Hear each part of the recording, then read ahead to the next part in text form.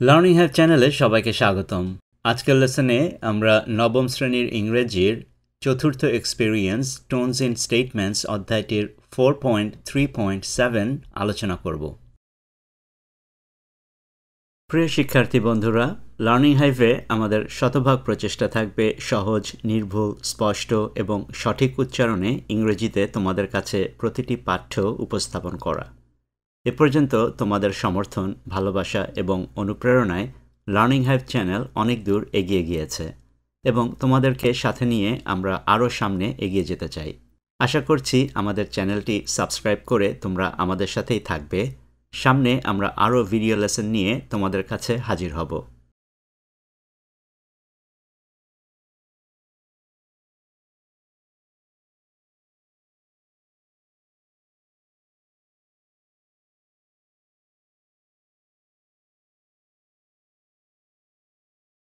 Now read the text A. এখন text A এর পাঠ্যটি পড়ো। In activity 4.3.3, activity 4.3.3 তে and the text B. text B এর পাঠ্যটি পড়ো।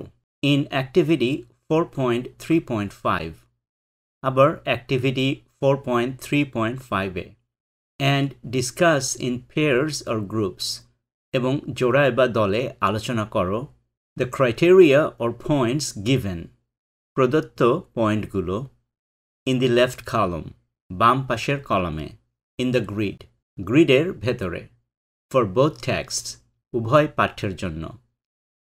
Then fill in the grid, তারপর গ্রিডটি পূরণ করো with information, তথ্য দিয়ে, based on the text A and text B, text A এবং text B এর উপর ভিত্তি করে। টেক্সট A এর এক্সার্ভটি ছিল প্রাইড অ্যান্ড প্রেজুডিস থেকে, আর টেক্সট B এর এক্সার্ভটি ছিল শার্লটস ওয়েব থেকে। তোমরা যারা এই টেক্সট A এবং টেক্সট B এর এক্সার্ভ দুটি এখনও পড়োনি, তাদেরকে বলবো এই অনুশীলনীটি করার আগে অ্যাক্টিভিটি 4.3.3 এবং অ্যাক্টিভিটি 4.3.5 পড়ে এবং বুঝে তারপর এই অনুশীলনীটি শুরু করতে। আমরা দুটি অ্যাক্টিভিটি ইতিমধ্যে আলোচনা করেছি। ভিডিও দুটির লিঙ্ক এই ভিডিওর কমেন্টে দেওয়া আছে।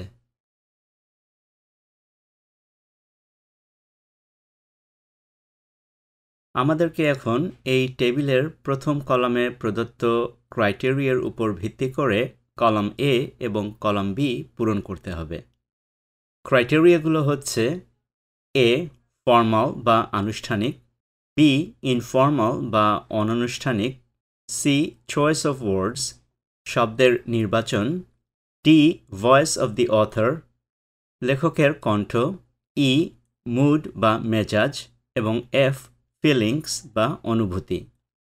টেক্সট A কলামে আমরা প্রাইড অ্যান্ড প্রেজুডিস থেকে তথ্য নিয়ে টেক্সট A কলামটি পূরণ করব এবং টেক্সট B কলামে আমরা শার্লটস ওয়েব থেকে তথ্য নিয়ে টেক্সট B কলামটি পূরণ করব।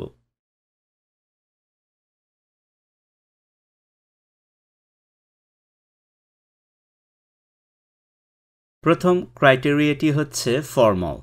টেক্সট A কলামে আমরা লিখতে পারি দ্য ল্যাঙ্গুয়েজ ইজ ফর্মাল, ভাষাটি আনুষ্ঠানিক, উইথ কমপ্লেক্স সেন্টেন্স স্ট্রাকচার্স, জটিল বাক্যের গঠনের সাথে, অ্যান্ড অ্যাডভান্সড ভোক্যাবুলারি, এবং উন্নত শব্দভাণ্ডার। The language is formal with complex sentence structures and advanced vocabulary. Text B কলামে আমরা লিখতে পারি the language is more informal, ভাষাটি আরও নৈমিত্তিক, অ্যান্ড কনভারসেশনাল, এবং যেভাবে আমরা দৈনন্দিন কথা বলে থাকি। Using simple sentences and a friendly tone, সহজ বাক্য এবং একটি বন্ধুত্বপূর্ণ সুর ব্যবহার করে। The language is more informal and conversational using simple sentences and a friendly tone.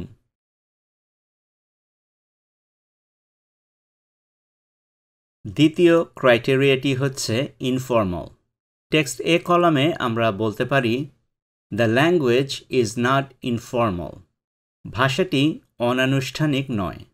The author uses complex sentence structures and advanced vocabulary, লেখিকা জটিল বাক্য গঠন এবং উন্নত শব্দভাণ্ডার ব্যবহার করেছেন। টেক্সট বি কলামে আমরা বলতে পারি The language is informal, relaxed and conversational.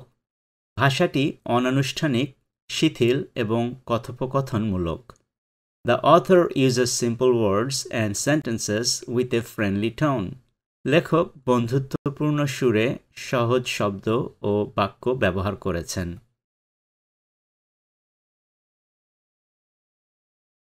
এখানের ক্রাইটেরিয়াটি হচ্ছে choice of words. Text A কলামে আমরা লিখতে পারি The choice of words is precise and analytical, such as subjection and veneration indicate a formal tone. শব্দের নির্বাচন সুনির্দিষ্ট এবং বিশ্লেষণমূলক, যেমন সাবজেকশন এবং ভেনারেশন একটি আনুষ্ঠানিক সুর নির্দেশ করে। টেক্সট বিতে আমরা বলতে পারি The choice of words is simple and relatable, such as peaceful, enjoy, and precious, which convey a warm and comforting tone. শব্দের নির্বাচন সহজ এবং সম্পর্কিত, যেমন peaceful, enjoy, and precious, যা একটি উষ্ণ এবং সান্ত্বনামূলক সুর প্রকাশ করে।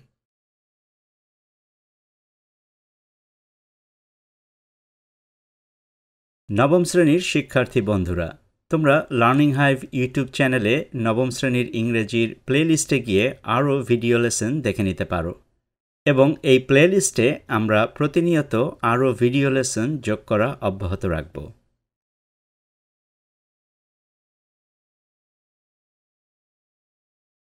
এখানের ক্রাইটেরিয়া হচ্ছে ভয়েস অফ দি অথর।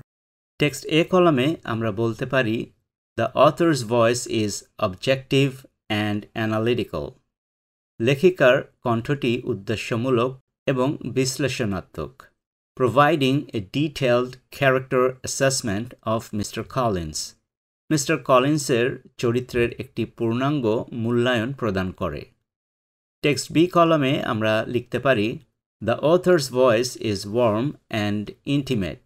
লেখকের কণ্ঠস্বর আন্তরিক এবং ঘনিষ্ঠ, with a comforting tone towards Wilbur. উইলবারের প্রতি তার সান্ত্বনাদায়ক সুর।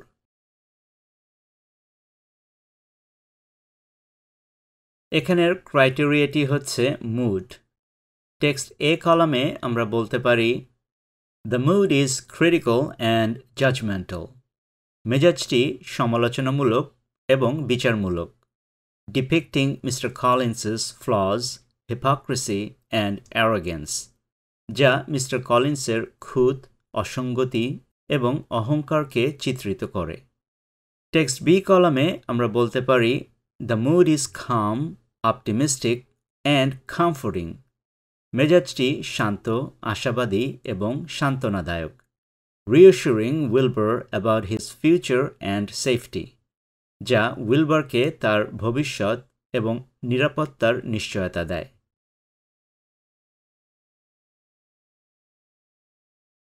সর্বশেষ ক্রাইটেরিয়াটি হচ্ছে ফিলিংস।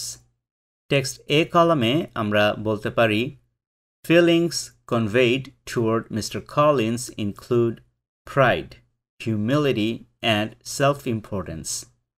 মিস্টার কলিন্সের প্রতি যে অনুভূতি প্রকাশ করা হয়েছে তার মধ্যে রয়েছে গর্ব, নম্রতা এবং আত্মগুরুত্ব।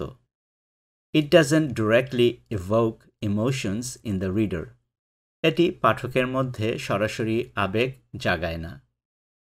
অন্যদিকে টেক্সট বি কলামে আমরা বলতে পারি Feelings evoke affection, safety and care for Wilbur's well-being. অনুভূতিগুলি স্নেহ, নিরাপত্তা এবং উইলবারের মঙ্গলের জন্য যত্নের উদ্রেক করে।